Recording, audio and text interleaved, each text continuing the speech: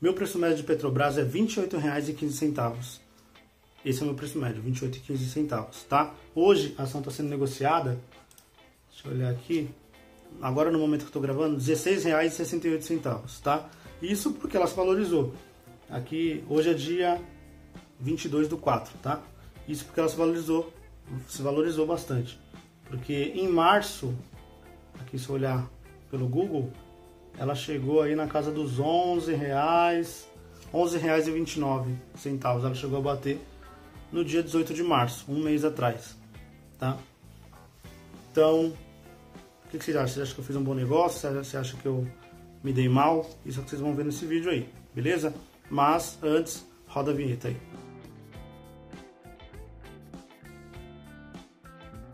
Fala, investidores! Então, bora para mais um vídeo falar um pouco sobre Petrobras, tá?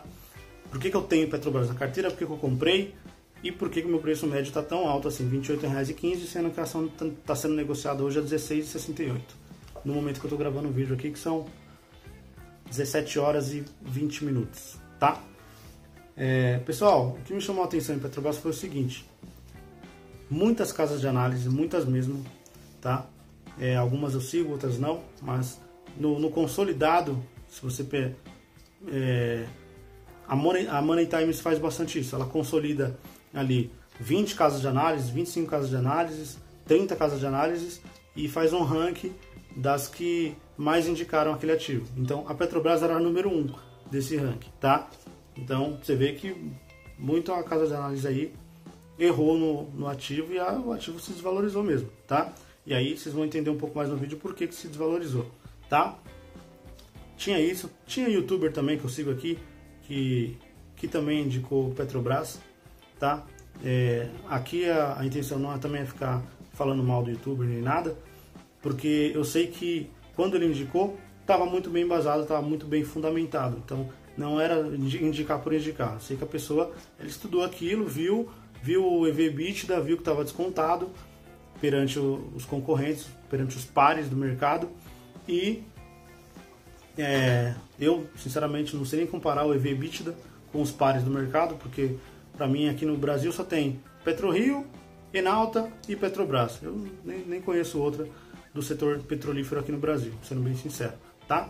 Mas Petrobras é um estatal, uma baita de uma empresa. Se você pegar na Forbes, se não me engano de 2019 ela estava em 20º lugar na Forbes com patrimônio, se não me engano, não perdia para nenhum, era o número 1 daqui do Brasil, como empresa referência, empresa de, sei lá, não lembro também os critérios que a Forbes usou para montar esse ranking, mas ela estava em 20º perante todas as empresas do mundo, não é nem só do Brasil, é do mundo, ela estava em 20º, tá?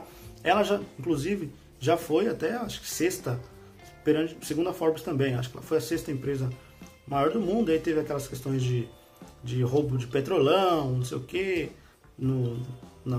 nas épocas lá 2016, 2017, que fez ela cair algumas posições no ranking aí, tá? Mas ela tem se recuperado. É uma empresa que desde 2018, 2019 tem tido, 2018, 2019, tem tido resultados bons, crescendo, tá? Então foi uma empresa que passou ali mudou toda a governança corporativa e começou a se reestruturar, começou a ser novamente uma empresa rentável, tá? Então esse é um dos motivos que eu comprei Petrobras, tá?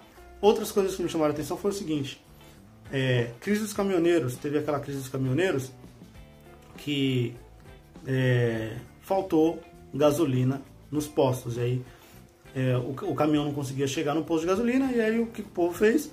Todo mundo desesperado foi lá para abastecer o carro, não queria ficar sem gasolina, e isso fez o preço da gasolina subir. Na minha mentalidade, teoricamente, também ia fazer com que o preço do petróleo subisse. Outra coisa que aconteceu foi o ataque à Saudi Aramco. Então, isso eu acho que foi em janeiro que aconteceu isso, que a Saudi Aramco, para quem não sabe, é uma empresa que, se não me engano, produz 10% do petróleo do mundo, tá? Aproximadamente 10% do petróleo do planeta é a Saudi Aramco que produz, tá? E aí ocorreu um ataque suicida lá, um ataque doido lá, que fez com que o preço do petróleo também se valorizasse. Eu falei, poxa, o preço do petróleo, você ia trabalhar, voltava tal, você via aquele monte de carro na rua. Aquele monte de carro na rua, a maioria para não falar 100%, roda a combustível, tá? Seja álcool, seja a gasolina, tem petróleo envolvido ali, tá? O petróleo não serve só para isso, serve também para os aviões, serve para os submarinos, serve para os navios. Então, o combustível ele vem do petróleo, certo? E aí, cara, eu falei, poxa, o preço do petróleo não tende a diminuir. Tudo bem, tem um carro elétrico, aí se a gente for pensar no carro elétrico, ele talvez pegue uma parte aí do lucro que, sei lá, em vez de estar vendendo combustível que vem do petróleo, você estaria ali pegando um carro elétrico que é a eletricidade, pode ser gerado através de N fatores de eletricidade, certo? Através de vento, através de enfim, através de empresas elétricas. Poderia estar tentando roubar uma fatia do petróleo, mas, cara, eu acho que isso é uma visão ainda a longo prazo. Não imagino o carro elétrico nos próximos, já estamos em 2020, próximos 3, 4 anos, eu não imagino que o carro elétrico tome conta assim e pegue, sei lá, 50% da frota dos carros, pelo menos do Brasil, tá? Eu não imagino isso, posso estar enganado, certo? Mas vamos lá, teve esses dois acontecimentos e eu comprei Petrobras dia 27 de janeiro de 2020, tá? E aí lá pro mês de março, foi entre março e abril, o que aconteceu? A Saudi Aramco, a própria Saudi Aramco que tinha sofrido os ataques em janeiro, ela pegou e foi lá conversar com a Rússia e falar o seguinte, ó, você para de produzir tantos barris de petróleo que eu também vou parar de produzir tantos barris de petróleo. E aí o que vai acontecer? A gente produz menos petróleo, o preço do petróleo disponível no mercado vai subir, porque a procura por esse petróleo vai continuar vindo, entendeu? Só que você está produzindo menos, eu estou produzindo menos, o que a gente vai ter que fazer? Aumentar o preço do petróleo para vender ele mais caro. E aí vamos continuar faturando aqui, entregando menos, mas o nosso valor aqui, o nosso resultado vai continuar o mesmo, porque a gente vai vender mais caro, certo? Isso não ia beneficiar só eles, não ia beneficiar só os dois, mas também qualquer outra petrolífera ia vender o preço do barril Brent, que é o barril cru de petróleo. Quando ele é extraído, aquele barril cru de petróleo é chamado de barril Brent, tá? Então, aquele barril cru estava em torno de $66 do barril, tá? Esse era o preço do mercado, antes mesmo de fazer a negociação. E aí a negociação não deu certo, cara. Aí foi onde começou os problemas vindo aí para a Petrobras. Porque essa negociação não deu certo, e o que a Saudi Aramco fez para poder confrontar a Rússia? Ela pegou e começou a produzir mais petróleo. Então, vou tentar colocar a matéria para vocês verem. Matéria da UOL, a Arábia Saudita ela pegou e elevou a produção para 12,3 bilhões de barris por dia, tá? Isso é produção diária. Eles conseguiram extrair 12,3 bilhões de barril de petróleo por dia. E esse foi um nível recorde, cara. Nunca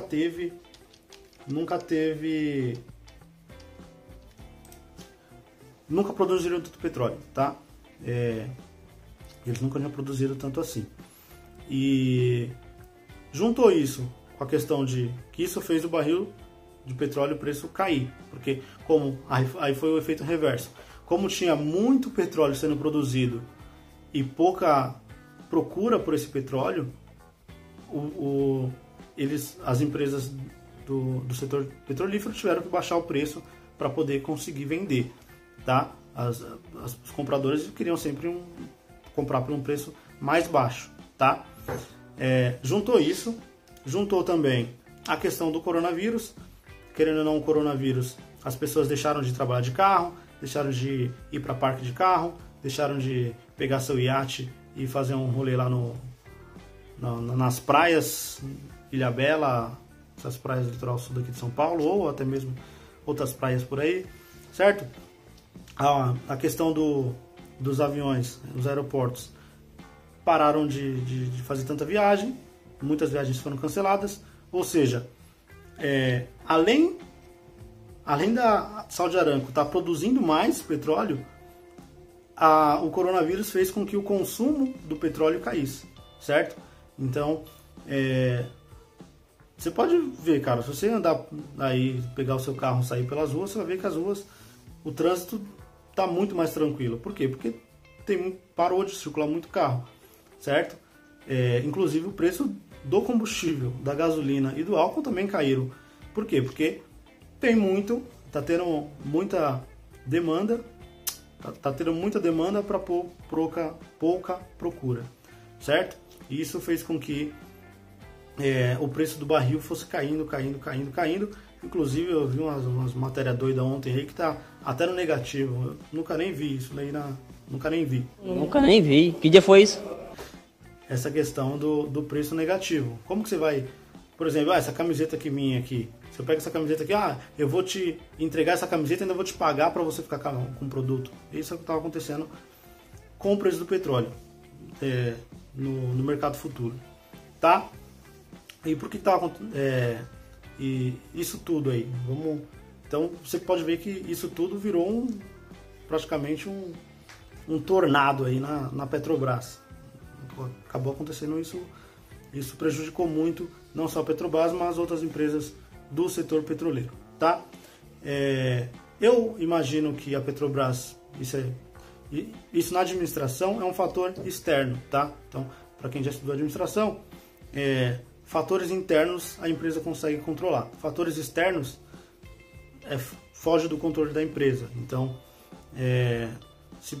vamos pegar um exemplo aqui. Se você, sei lá, você está produzindo X produto e aí o governo pega e lança um novo tributo exatamente para esse produto que você está produzindo. Isso é um fator externo, está fora do seu controle, certo? Fatores internos a empresa consegue controlar, fatores externos foge da competência da empresa, tá? Então esse é um fator externo que aconteceu. O petróleo é uma commodity, então, para quem não sabe o que é uma commodity, a commodity, vou dar alguns exemplos de commodity: café, açúcar, soja, trigo, ouro, alguns minérios. Então, isso são commodities, tá? Cujo preço ele é determinado pela oferta e procura internacional, tá? Isso são chamados de commodities. A receita da Petrobras, eu acredito que venha proveniente do pré-sal. Tem até inclusive aquele meme da Dilma Rousseff dos 30%, ela está falando justamente ali da Petrobras. Não é 30% dos recursos da exploração, é 30% de 25%, ou 30% de 30%. O pré-sal ele é proveniente lá do nosso oceano, do oceano aqui do Brasil.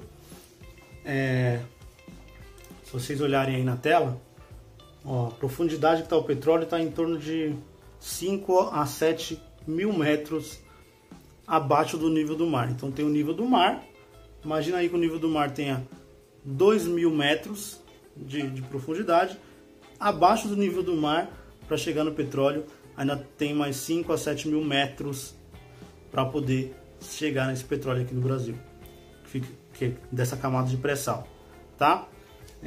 Então, até a imagem aí, se vocês olharem, tem o oceano, tem o pós-sal, tem a camada de sal e depois vem esse pré-sal. Então, esse petróleo ele é extraído dessa profundidade, tá? Com essas questões aí de muita procura e de muita oferta e pouca procura de petróleo, o que a Petrobras está fazendo para poder segurar um pouco aí essa questão aí? Aqui é a matéria da Suno. A Petrobras já colocou 62 plataformas em hibernação em campos de águas rasas. Essa medida ela resultará na redução de 23 mil barris de petróleo por dia. Então, ela deixa de produzir 23 mil barris de petróleo por dia porque não tem essa procura toda, certo?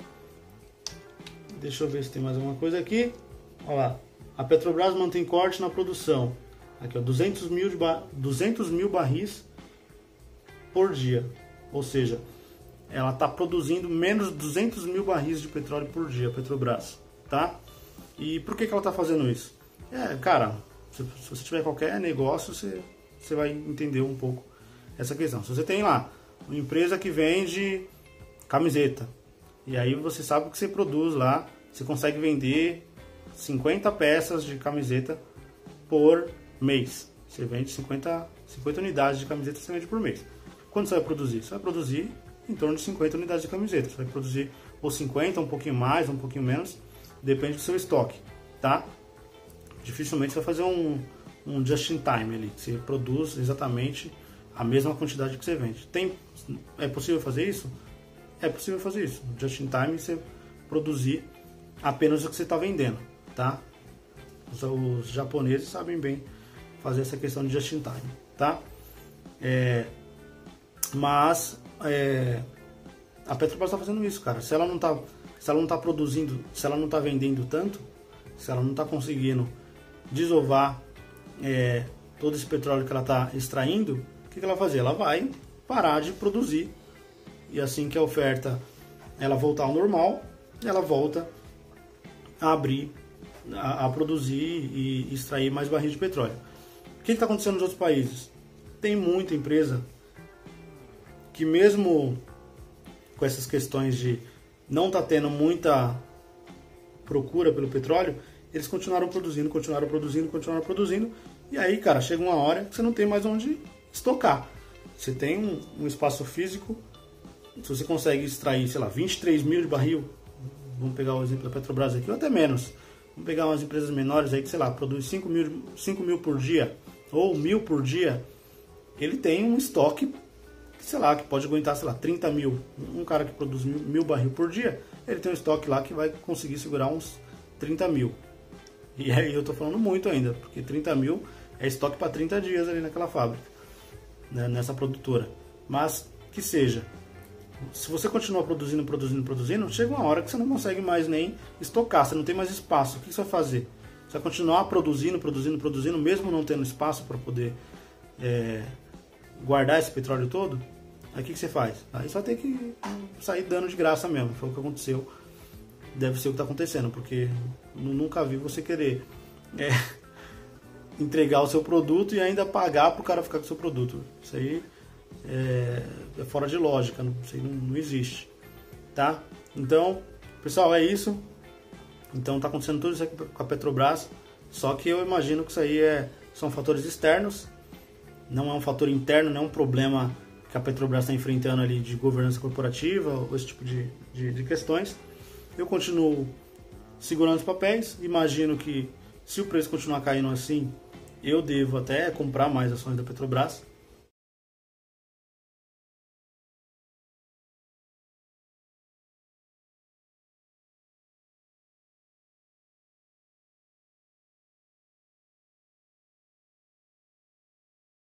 É isso aí, pessoal. Quem gostou do vídeo, deixa o like, não se esquece de se inscrever no canal aí, porque isso aí faz toda a diferença pra mim, beleza? Demora pra pegar esse conteúdo, eu fico pesquisando aqui pra vocês. Então, ajuda aí, deixa o like, se inscreve no canal e até a próxima, beleza? Falou!